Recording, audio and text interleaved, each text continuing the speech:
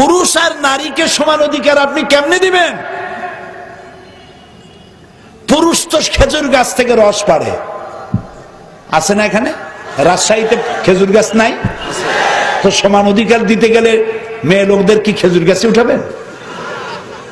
পুরুষেরা অর্থ উপার্জনের রিক্সা চালায়, কোন মুসলমান রাজি হবে তার মেয়েকে দিয়ে রিক্সা চালাতে? পুরুষেরা ইট টানে, রাস্তা বানায়, গাড়ি বানায়, কত কষ্ট করে। আপনার স্ত্রীকে, আপনার বোনকে, আপনার মেয়েকে আপনি কি সেই কাজ করতে দিবেন? দিবেন না। আল্লাহ প্রথম দিনেই নারী আর পুরুষের কাজটা ভাগ করে দিয়েছেন। কবে দিয়েছেন? প্রথম দিনে। আদম আলাইহিস সালাম এবং হযরতে হাওয়া আলাইহিস সালাম।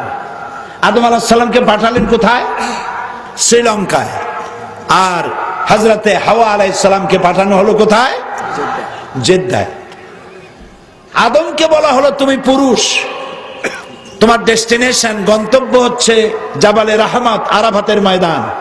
তুমি পুরুষ, তুমি নদী পাড়ি দাও, সাগর পাড়ি দাও, বন জঙ্গল পাহাড় পাড়ি দাও, তারপরে মরুভূমি পাড়ি দাও, রোদ্রে পড়ো, বৃষ্টিতে ভোজো, কষ্ট করো, আরাফাতে গিয়ে পৌঁছাও। আর হযরত হাওয়াকে বলা হলো তুমি নারী, প্রকৃতিগতভাবেই তোমাকে তৈরি করা হয়েছে ভিন্ন আঙ্গিকে, তুমি অত পরিশ্রম করতে পারবে না, সেজন্য তোমাকে ফেলানো হলো জেদ্দায়। মাত্র ৭৫ থেকে ৮৫ কিলোমিটার দূরেই হচ্ছে তোমার স্বামীর সাথে মিলিত হওয়ার জায়গা, আরাফাতের ময়দান, জাবালে রহমত। তোমারটা কাছে করে দিলাম, ও পুরুষ তারটা দূরে করে দিলাম।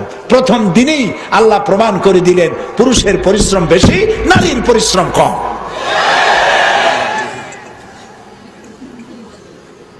কাজী নারীকে আপনি পুরুষের সমান অধিকার দিবেন এ কথা বলবেন না, তাহলে বিপদ হবে। নারীকে দিবেন ন্যায্য অধিকার। সেই ন্যায্য অধিকার প্রতিষ্ঠিত করেছেন আল্লাহ এবং তার রাসূল। আল্লাহ রাসূলের চাইতে আপনি কি করে নারীর কল্যাণকামী বেশি হতে পারে? হতে পারে কেউ?